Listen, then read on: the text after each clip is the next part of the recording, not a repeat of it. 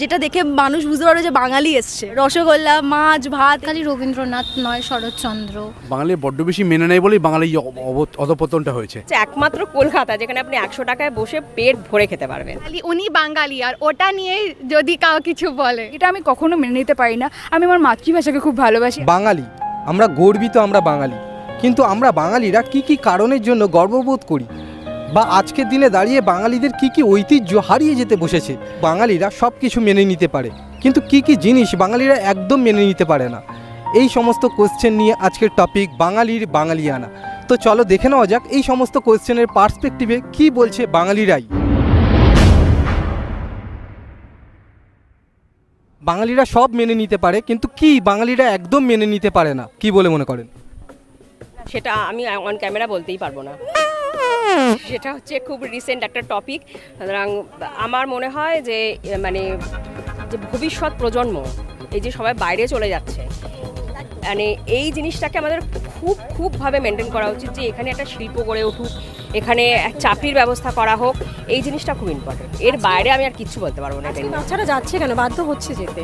তখন বাইরে গিয়ে বাঙালি কোনো চাকরি সূত্রে বা কোনো ক্ষেত্রে, কিছুর ক্ষেত্রে যখন বাইরে যায়, বাইরে গিয়ে যখন বলে কেউ যদি তাকে টোন করে যে কি মাছ ভাত খাচ্ছ বা এরকম, তো সেটা বাঙালির ক্ষেত্রে, বাঙালির পক্ষে এটা মেনে নেওয়াটা খুব অসম্ভব। কারণ বাঙালি যেখানেই যায় সেখানেই মাছ ভাত খোঁজে, যে কোনো একটা হোটেল পাবো বাঙালি খাবার পাওয়া যায়। তো এটাই হচ্ছে ব্যাপার, যে মাছ ভাত না হলে বা হয়তো মিষ্টি, যেটা মেন থিং, ওই মিষ্টি না পেলে হয়তো বাঙালি রেগে যায় বা খোঁজে আর কি। বাইরে সাউথ ইন্ডিয়া বা বাইরে নর্থ বেঙ্গলে গিয়েও মানুষ খোঁজে যে কোথায় মাছ ভাত আছে, বাঙালি খাবার আছে, যেটা দেখে মানুষ বুঝতে পারবে যে বাঙালি এসছে। এটা হচ্ছে ব্যাপার। রসগোল্লা, মাছ, ভাত, এগুলো, ভাত হচ্ছে বাঙালির মেন থিং। আমি অ্যাজ আ বাঙালি তো আমার কাছে মিথ্যে কথা বলাটা একদম খুব বাজে জিনিস। মানে আমি সব কিছু মেনে নেবো, মিথ্যে কথা বলা বা বাজে এক্সকিউজ এগুলো আমি কখনো মানবো না। আমি অ্যাজ আ বাঙালি ফিল করি যে যাই করি না কেন ভাই, মানে সৎ পথে করবো, বা কোনো কিছু এমন কিছু করবো না যেটাতে আমার জন্য অন্য কারোর কোনো কিছু ক্ষতি হয় বা অন্য কাউকে কিছু হারাতে হয় বা সে খুব ডিসরেসপেক্ট ফিল করে। আমার কাছে অনেস্টি, লয়্যালটি এটাই যথেষ্ট। মানে ধরুন আমরা বাইরে গেছি, হ্যাঁ, এবার আমরা তাদের ভাষাটাকে শিখছি, কিন্তু আমরা বাঙালিরা যখন আমাদের এখানে কেউ এসছে তাদের সাথে কিন্তু আমি ইংলিশেই কথা বলছি। কিন্তু আমরা যখন বাইরে যাচ্ছি, ধরুন আমরা অন্য কোথাও গেলাম, তারা কিন্তু আমাদের ভাষাটাকে কোনোদিনও কম্প্রোমাইজ করে সেটা ইউজ করবে না। তো আমরাই অলওয়েজ আমরা কম্প্রোমাইজ করছি, এটা আমি কখনো মেনে নিতে পারি না। আমি আমার মাতৃভাষাকে খুব ভালোবাসি, আর আজকালকার বাঙালি একদম মাতৃভাষা তো আমি দেখছিই না কিছু, বেশিরভাগই ইংলিশ ভাষাটাই বেশি প্রয়োগ করে, যেটা আমি একদম মেনে নিতে পারি না। মিষ্টি, হ্যাঁ, আমাদের বাঙালির কাছে মিষ্টি খুবই প্রিয়। মানে আমরা যেখানেই যাই হোক, মিষ্টি তো আমাদের চাই। রসগোল্লা এগুলো আমরা কখনই ছাড়তে পারি না। এটা নিয়ে যখনই বাইরে কেউ কিছু কথা বলে আমরা বাঙালিরা একদমই মেনে নিতে পারি না। আমাদের জন্য রসগোল্লা, মিষ্টি খুবই প্রিয়, মাছ এগুলো খুবই প্রিয়, এগুলো আমরা ছাড়তে পারবো না। যাই হোক, মেয়েদের রেসপেক্ট করা, এখনও অনেকেই এখনকার দিনে রয়েছে যে মেয়েদের সেভাবে রেসপেক্ট দেয় না, খুব বাজে চোখে দেখে অনেক মেয়েদের। এই জন্য নারীদের এখনও অত্যাচার এখনও অনেক জায়গায় সেরকম হয়।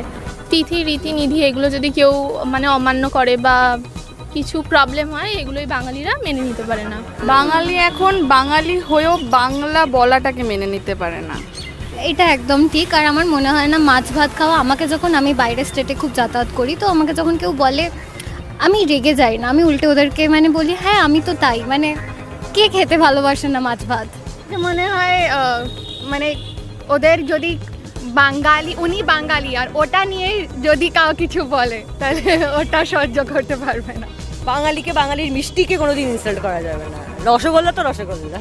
কেউ যদি বাঙালির এগেনস্টে একটা কথা বলে, এটা মেনে নিতে পারবো না। আর ইনফ্যাক্ট ভুল প্রনাউন্সিয়েশন, যেমন কলকাতাকে ক্যালকাটা, ঠিক আছে, এইটা আমার পক্ষে মানা সম্ভব না। আর ওই যারা নন বেঙ্গলিরা হয় ইনফ্যাক্ট বলে মাছ ভাত, দিস ইজ নট ডান না, বিকজ মাছ ভাত খাওয়ার জিনিস বলেই খাই, আর খেয়ে ভালোই আছি। আমার কাছে এটাই যে এখানে এসে বাংলা এসে অনেকে বাংলাকে অসম্মান করে, সেইগুলো যাতে না করে। বাঙালির যেটা বাঙালির ঐতিহ্য বাঙালিরা তো মেনে চলবেই, সেইগুলোকে তো ছোট করা ঠিক না, তাদেরকে তো মানিয়ে নিতে হবে।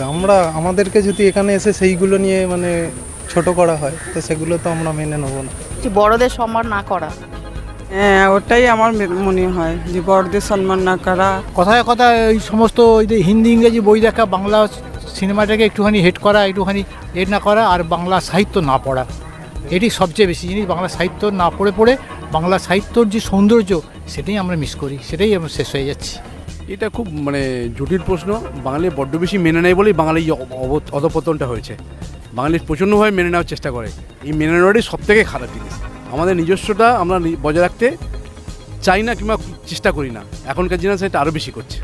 একজন বাঙালিকে যদি আপনি ধরে বলেন আপনি বাঙালি মতো দেখতে, মানে আপনার you don't look like a Bengali ও আপনি বাঙালি নয়, I think that hits one Bengali the most. Bengalis are very smart. বাঙালিকে যদি বলা হয় যে ওদের মধ্যে বুদ্ধি নেই, তো অবভিয়াসলি ওরা রেগেই যাবে। বাঙালি কিসের জন্য সব থেকে বেশি গর্ববোধ করে, কি বলে মনে করে? বাঙালির কালচার, বাঙালির নৃত্যশৈলী, মানুষ, বাঙালির রবীন্দ্রসঙ্গীত, কবিগুরু রবীন্দ্রনাথ ঠাকুর, এটা হচ্ছে বাঙালির ঐতিহ্য, বাঙালির মানে বলবো একটা ইমোশন বাঙালির। যে কবিগুরু রবীন্দ্রনাথ ঠাকুর, নেতাজি সুভাষচন্দ্র, কাজী নজরুল, এগুলো হচ্ছে বাঙালির ঐতিহ্য।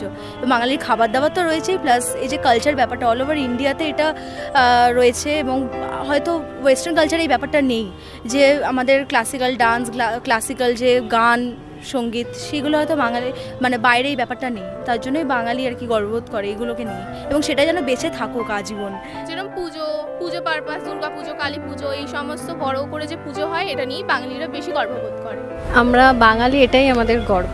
দুর্গা পুজোয়, সরস্বতী পুজোতে আমরা যে মেয়েরা যে শাড়ি পরে বেরোই, তারপর ছেলেরা যে পাঞ্জাবি পরে, এটা খুবই ইউনিক, এটা বাঙালির মধ্যে খুব বেশি পরিমাণে দেখা যায়, এটাও একটা আমাদের গর্ববোধ হয়। ফার্স্ট হচ্ছে চলচ্চিত্র, যেটা ওটা হচ্ছে সারা বিশ্বে আমরা ওটা নিয়ে প্রসিদ্ধ, এটাকে তো ইগনোর করাই যায় না। তারপরে চাকরি বলুন, হ্যাঁ, রবীন্দ্রনাথ ঠাকুরকে, সত্যজিৎ রায়কে বাদ দিয়ে তো বাঙালি ভাবতেই পারে না। তারপরে মিষ্টি, আপনি যে কোনো ভিডিও তুলুন, যে কোনো যাই দেখে নিন না কেন, বাইরে থেকে লোকে এখানে শুধু মিষ্টির প্রলোভনে আসে। খাওয়া দাওয়ার, এই যে স্ট্রিট ফুড, যেটা মানে অন্য জায়গায় গেলে আপনার 100 টাকায় কোনো মতেই পেট ভরবে না, সেটা হচ্ছে একমাত্র কলকাতা, যেখানে আপনি 100 টাকায় বসে পেট ভরে খেতে পারবেন। আমাদের ঐতিহ্য সব কিছু নিয়ে, আমাদের নিজের যা সব কিছু নিয়ে তো গর্ব করারই মতো না। বাঙালি 12 মাসে 13 পার্বণ, এটার জন্য। আর এখানের বিরিয়ানি ফেমাস, তাই জন্য বাঙালি কথাটাই যথেষ্ট, ব্যাস। প্রত্যেকদিন কিছু না কিছু একটা চলতেই থাকে। বাঙালির জাস্ট একটা সুতো চাই বেড়ানোর জন্য, ব্যাস, আর কিছুই না, জাস্ট একটা কিছু, তারপরেই ব্যাস খাওয়া দাওয়া, ঘোরা, আড্ডা, সব কিছু, এভরিথিং। 1 কাপ চা প্লাস সিগারেট, ব্যাস, আর কোনো কথা নেই। বাঙালি মানে 1 কাপ চা আর সিগারেট। বাঙালির কালচার, বাঙালির যে পুরনো যে কালচার, সেটাকে নিয়ে বাংলা গর্ব করে, এবং বাংলা সাহিত্য নিয়ে, যে বাংলার রবীন্দ্রনাথ ঠাকুর বলুন, বিদ্যাসাগর, এই যে টোটাল বঙ্কিমচন্দ্র, যে বাঙালি সাহিত্য যেটা, তার মতো গর্বের জিনিস আর হয় না। বাংলা সাহিত্যই আমাদের সবচেয়ে বেশি গর্বের। বাঙালিদের কালচার এটাই আমাদের কাছে ইয়ে। আর ড্রেস তো আছেই, যেমন বাংলার শাড়ি, এই বাংলা শাড়ি, আমারও তাই। না, আমার মনে হয় বাঙালি আমরা যা সব থেকে বেশি গর্ববোধ করি আমাদের ইন্টেলেকচুয়ালিটি, যেটা আমরা রামমোহন থেকে শুরু করেছি, অমর্ত্য সেন এখনও আছেন, সবাই আছেন, এটা নিয়ে আমাদের সব থেকে গর্বের জন্য আমাদের বাঙালিরা সারা পৃথিবীতে আমাদের নাম ছড়িয়েছেন এবং সুন্দরভাবে করেছেন। সেটাই হচ্ছে আমার সব থেকে বাঙালি হিসেবে গর্ববোধ করি যে আমিও একজন বাঙালি। রবীন্দ্রসঙ্গীত, নজরুল গীতি, এখানের অথেন্টিক খাওয়া দাওয়া, মাছ, রসগোল্লা, সব কিছু, আমি সব কিছু নিয়ে গর্ব করি, বাঙালির সব কিছু। আমার কাছে হচ্ছে বাঙালি মানে প্রথম হচ্ছে ফুটবলটা তো বাঙালির, ওটা নিয়ে আমাদের গর্ব। তারপরে আমাদের দাদা আছে সৌরভ গাঙ্গুলি, উনিও বাঙালির গর্ব। তারপরে ফুচকা আছে, রসগোল্লা আছে। আমি নিজে বিশ্বভারতী স্টুডেন্ট, আমিও না, ও বিশ্বভারতী স্টুডেন্ট, তো আমাদের কাছে রবীন্দ্রনাথ ওটা সবার আগে। লিটারেচার সমস্ত ধরনের, খালি রবীন্দ্রনাথ নয়, শরৎচন্দ্র থেকে শুরু করে আরও যারা আছেন, বুদ্ধদেব বসু বা বাকিরা, তাদের জন্য বাঙালি খুবই গর্ববোধ করেন। এবং বাকি আলাদা রাজ্য বা আলাদা কমিউনিটির থেকে আমরা অনেক বেশি হয়তো লিটারেচার বা কালচারাল দিক দিয়ে, সেটা নাচ হোক, গান হোক, কবিতা হোক, আমরা হয়তো অনেকটা এগিয়ে। সেই কারণে হয়তো আমরা মানে রিচ। বাঙালি হচ্ছে তোমার খুব সহজে আর খুব তাড়াতাড়ি মানুষকে আপন করতে পারে, খুব ভালোবাসতে পারে, এটা কিন্তু অন্য কোনো ইয়েরা পারে না।